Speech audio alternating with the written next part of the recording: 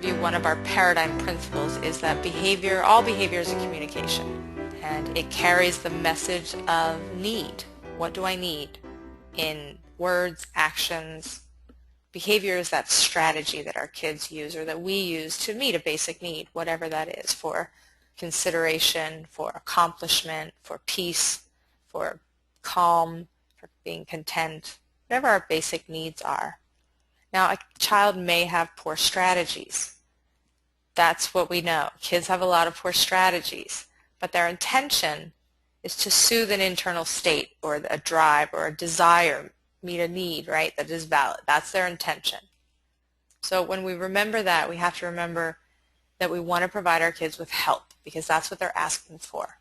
All behavior is purposeful, whether it's slamming doors or rolling their eyes. It's sending you a message.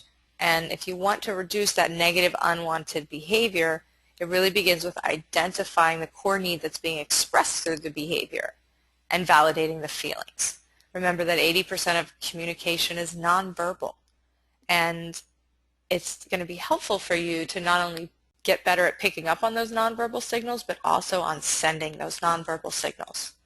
Because when our kids when they're asking for help, when their behavior is saying, I'm outside of my window of tolerance and I need your help, we don't always have to do much. Sometimes it's about sending the message nonverbally, lowering yourself so that you're no longer a threat. Stop talking so that you can actually listen, and that will help your child's central nervous system start to soothe and start to calm. So the idea is always to remove the blame, shame, judgment, and guilt. If you go in and you say, I don't know if I'm saying the right things, look and see, is there any blame in here? Am I trying to blame? Am I trying to deny responsibility? When we say things like, you're making me angry, or if you don't one more time, I'm going to have to. Or if you didn't, then I wouldn't have had to punish you, or I wouldn't have had to take it away. That's denying responsibility. We want to make sure that we take responsibility for the limits that we set and the conditions or the consequences that we set up to keep those limits, right? We don't have to apply consequences to our kids, but we can set up the conditions so that we can keep kids inside the boundaries. If a child's running into the street, it doesn't have to be about, if you go into that street one more time, no more playing, we're coming inside. You can say, it's not a safe choice. I can't be out here to watch you. Let's come inside and we'll try again later and we'll play outside later. It's very different. There's no judgment, there's no guilt. This is the reality of the situation. A lot of the times our anger is what gets us all hot under the collar and heated up, and then we unintentionally lace our language with blame, shame, judgment, and guilt. So that's what we're going to try to move out of today. Now, in compassionate communication, we have two kinds of language. And we use the metaphor of the jackal and the giraffe to explain what these kinds of communication are. And this is based on nonviolent communication, NVC, also known as compassionate communication. And that's what we're going to talk about. So as you can imagine, the jackal language is the language of judgment. This is the language where we yell verbally. It may look like yelling, demanding, criticizing. Non-verbally, we may sigh, we may roll our eyes, look around, or avoid eye contact. Our children may do the same. They may avoid eye contact, they may avoid talking about it, or they may get aggressive and outwardly expressive. But this is the language of judgment. This is the language of when we feel outside of our own emotional stability, when we feel outside of our window of tolerance. We're tempted to use this kind of language. And of course, on the opposite side, the giraffe language is the language of emotions. In giraffe language, we can verbally show empathy. We can inquire with curiosity.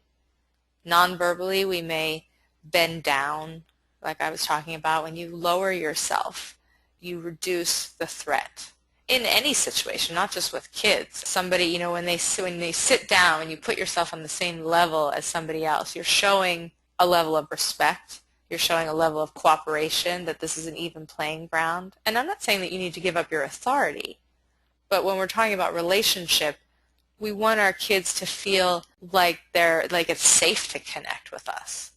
So bending down, lowering your voice, using touch, and really being conscious and watching behaviors. We speak with our whole bodies, even when we're silent. So this is the language of conscious choice, the language of feelings and needs when we talk about the giraffe language. It's the language that wants to know what matters to you, what matters to me. In compassionate communication, we have the objective to respond and connect in ways that feel good to us and in ways that meet everybody's needs. Usually after we yell at our children, we may feel a rush of relief, but we tend not to feel good about it. So what we want to do here is learn how to speak in ways that leave us feeling good and leave us with people who want to connect with us, who want to contribute to our needs. We want to be able to foster a giving from the heart, a natural giving from our kids, and not from this sense of duty or obligation. Because as soon as that control, that external force that's commanding the duty and obligation, as soon as that goes away, kids don't really have much motivation to do so, except for guilt.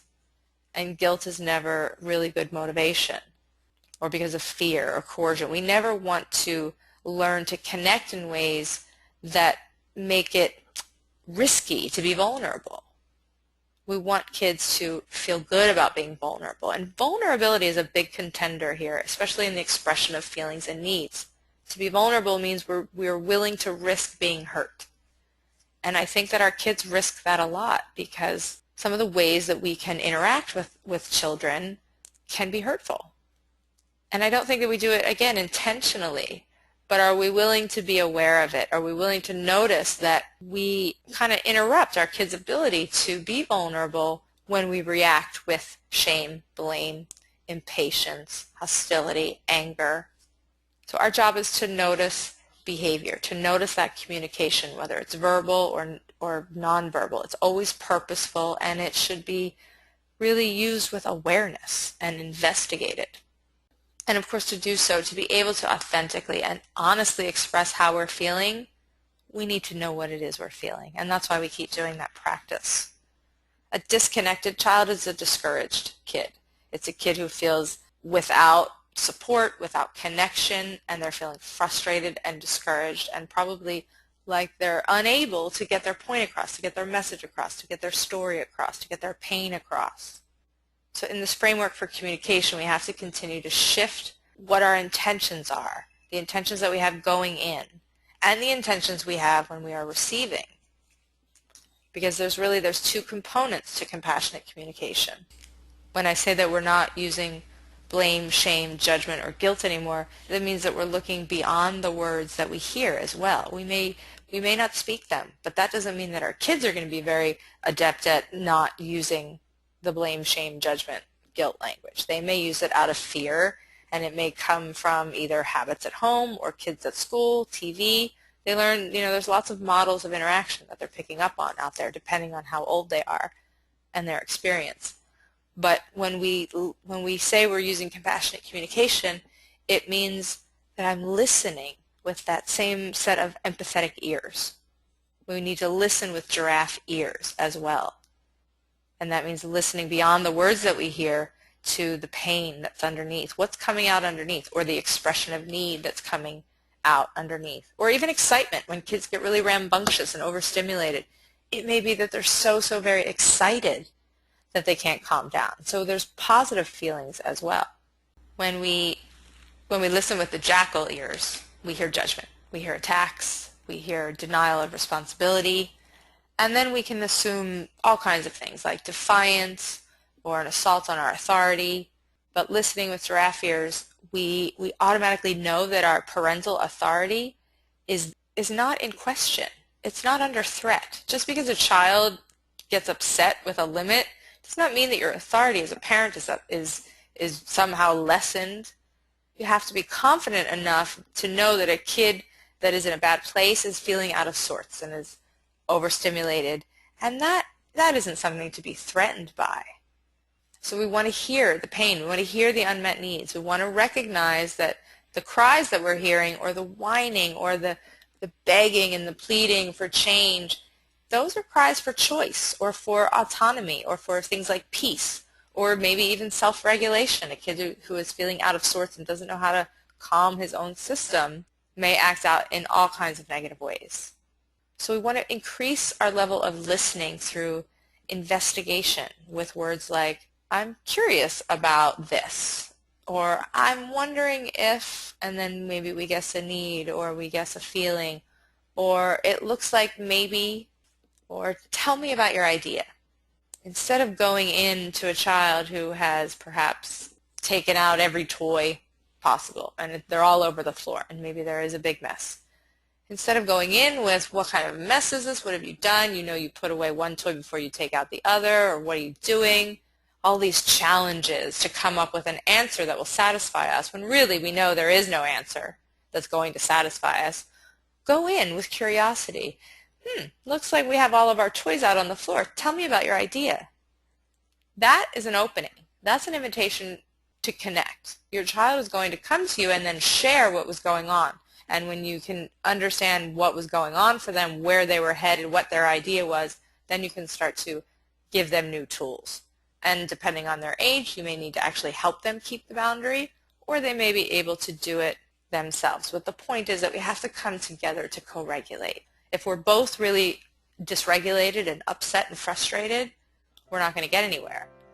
If one of us is able to regulate, it's going to help the other person regulate.